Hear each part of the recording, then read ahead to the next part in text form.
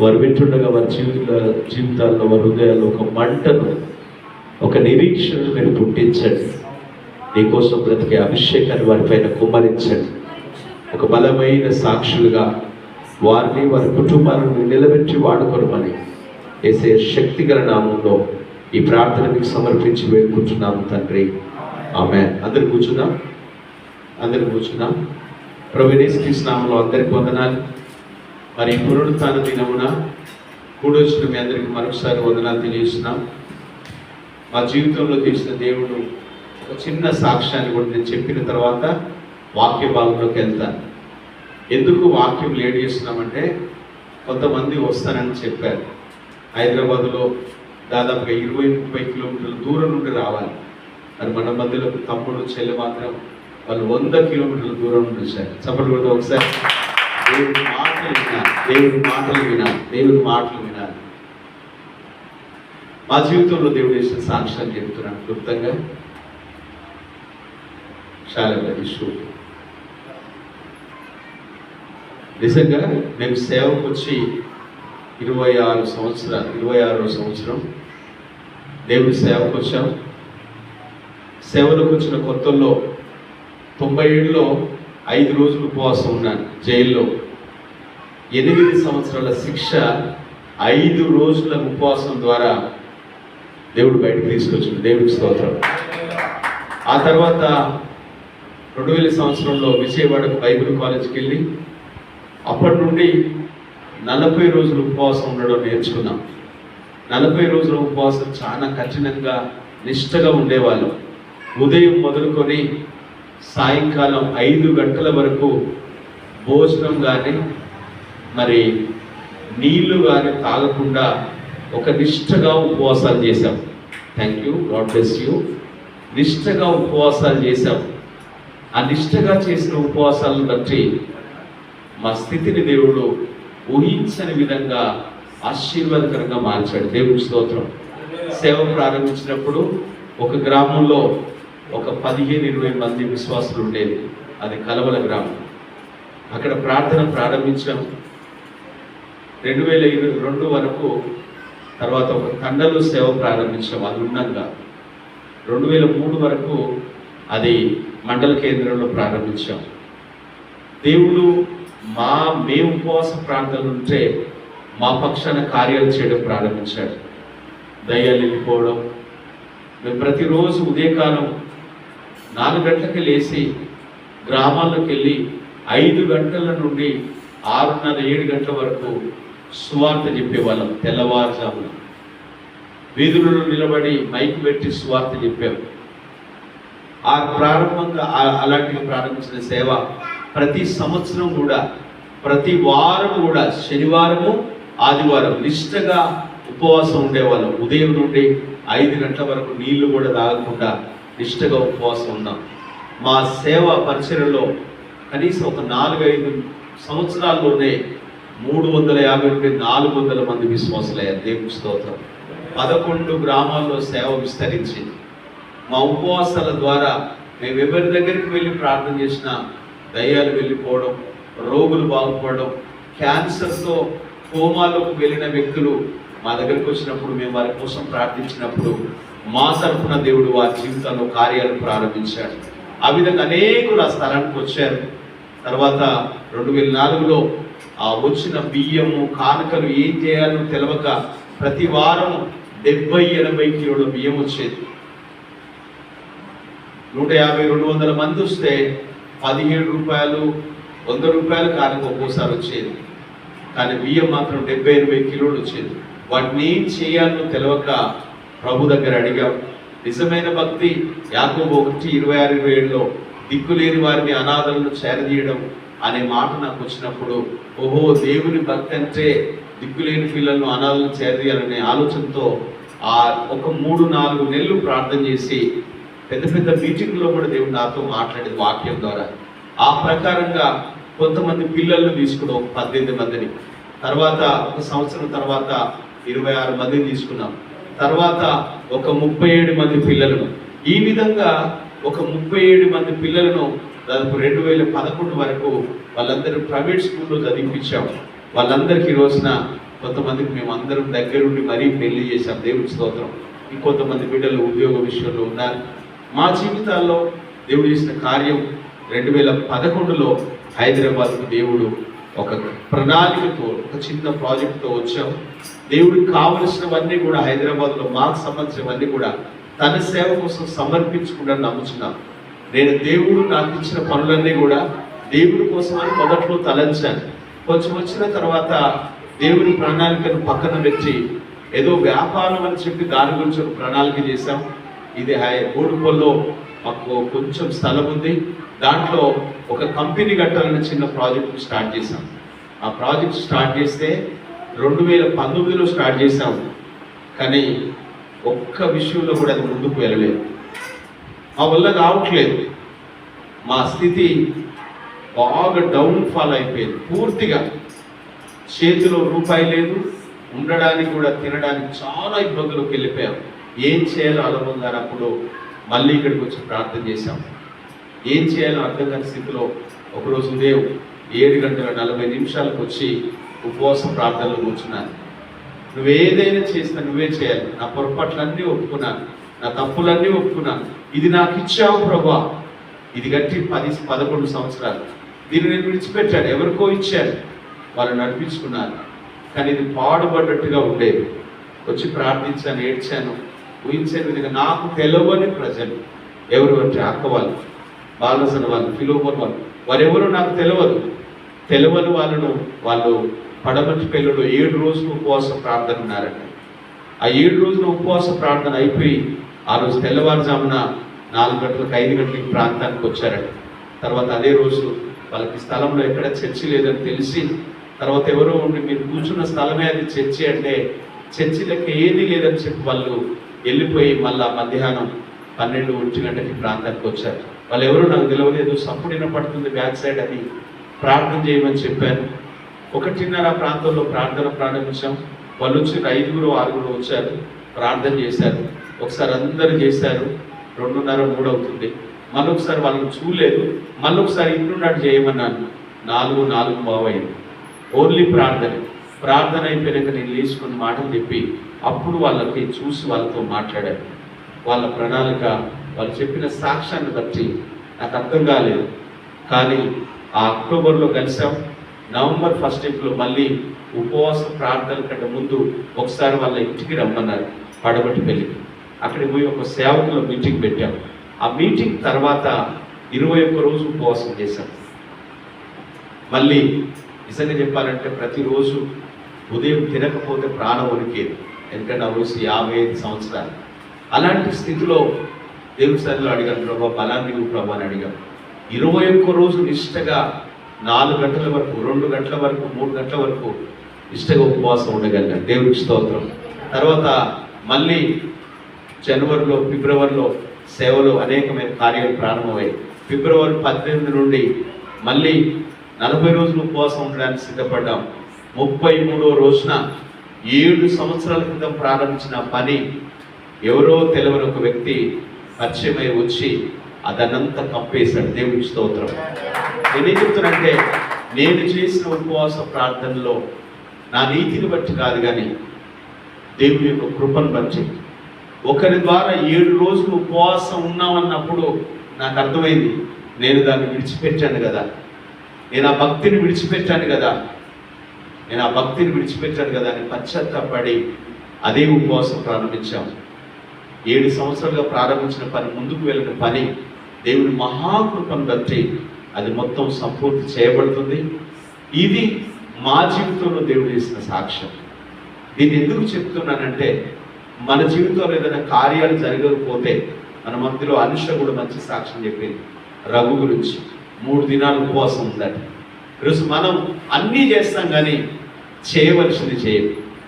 ఉపవాసం ఎప్పుడైతే మనం ఉంటామో మన జీవితాల్లో దేవుడు కార్యాలు ప్రారంభిస్తాం. చప్పుడు కూడా దేవుడు స్తోత్రం.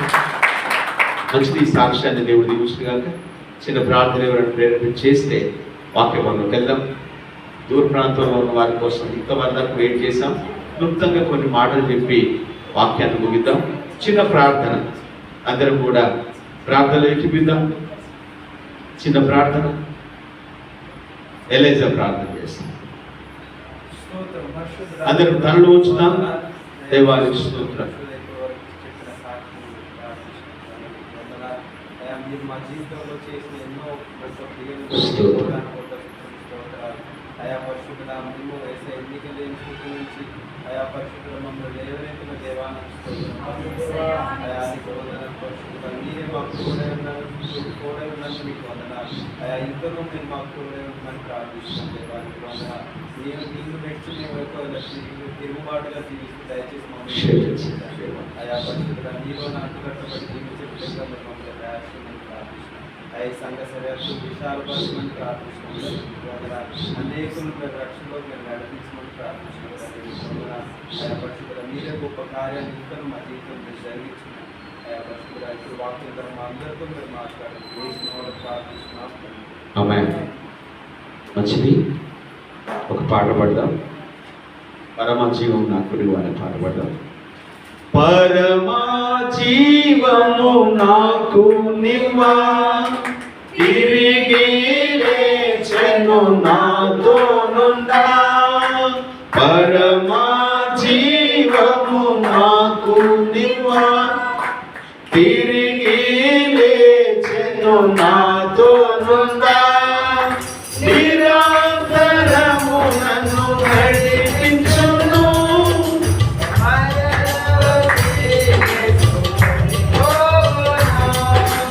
నిరంతరము నన్ను నడిపించును. మరల వచ్చి యేసుకుని పోవును. యేసు చాలును, యేసు చాలును. ఏ సమయమైన ఏ స్థితికైనా నా జీవితములో యేసు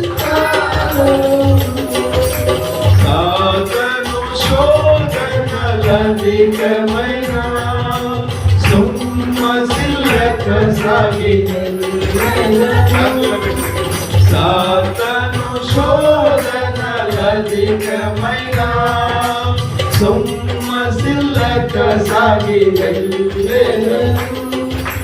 లోకము శరీరము లోపడక నేను వెళ్ళెదను. లోకము శరీరము నాగినను, లోపడక నేను వెళ్ళెదను.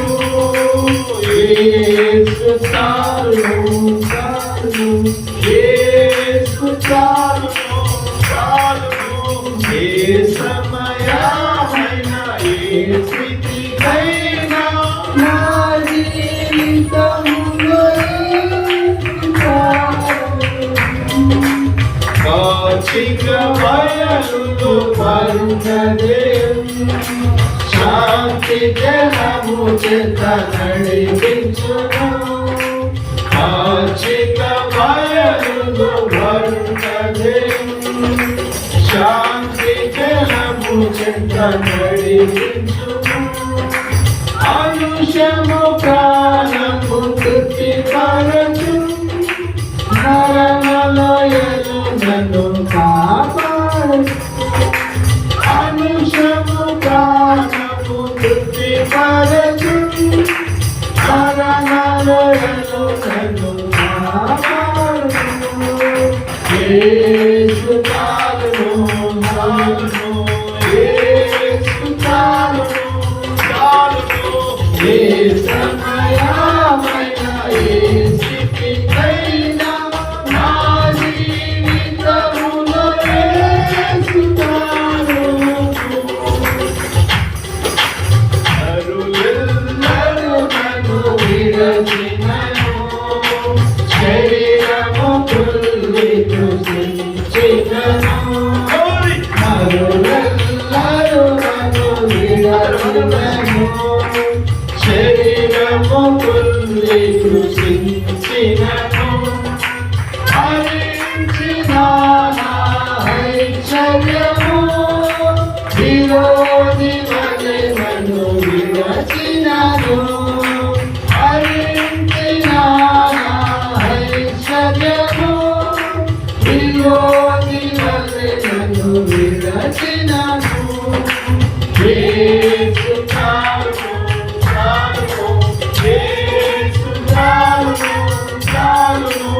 ఏ సమయమైన ఏ స్థితికైనా నా జీవితములో యేసు చాలును.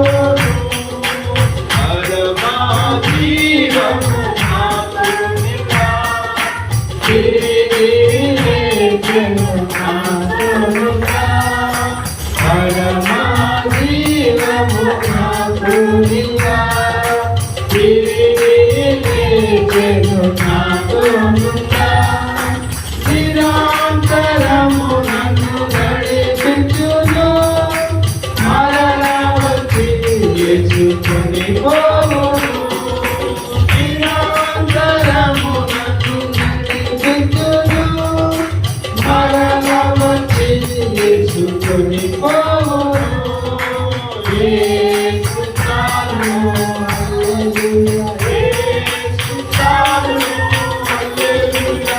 ఏ సమయమైన ఏ స్థితికైనా నా జీవితములో యేసు చాలును. హల్లెలూయా. హల్లెలూయా. అందరం చేతులు చెప్తాం. హల్లెలూయా. హల్లెలూయా. మంచిది. ప్రభువైన యేసుక్రీస్తు మరొకసారి అందరికి వందనాలు, ప్రతిష్ట వందనాలు. లేట్గా వచ్చిన శారణ కూడా వందనాలు, అందరికీ వందనాలు. మంచిది. బైబిల్ గ్రంథంలోకి వెళ్దాం. బైబిల్ గ్రంథంలో లూకా సువార్త 24వ అధ్యాయం. బైబిల్ ఉన్న వాళ్ళు తీద్దాం. లూకా సువార్త 24వ అధ్యాయంలో మనందరం చదువుకున్న భాగం నుండి కొన్ని మాటలు ధ్యానం చేద్దాం. లూకా సువార్త 24వ అధ్యాయం మొదటి వచనం చెబుతున్నా. ఆదివారం తెల్లవారుచుండగా తాము సిద్ధపరిచిన సుగంధ ద్రవ్యమును తీసుకొని సమాధి ఎదుకు వచ్చి సమాధి ముందర ఉండిన రాయి దొర్లింపబడి చూసి లోపలికి వెళ్ళిరి గాని ప్రభువైన యేసు దేహం వారికి కనబడలేదు. ఇందును గూర్చి వారికి ఏమీ తోచకుండగా ప్రకాశమానమైన వస్త్రములు ధరించిన ఇద్దరు మనుషులు వారి యొక్క నిలబడిరి. వారు భయపడి ముఖంలో నేల మోపి ఉండగా వీరు సజీవుడైన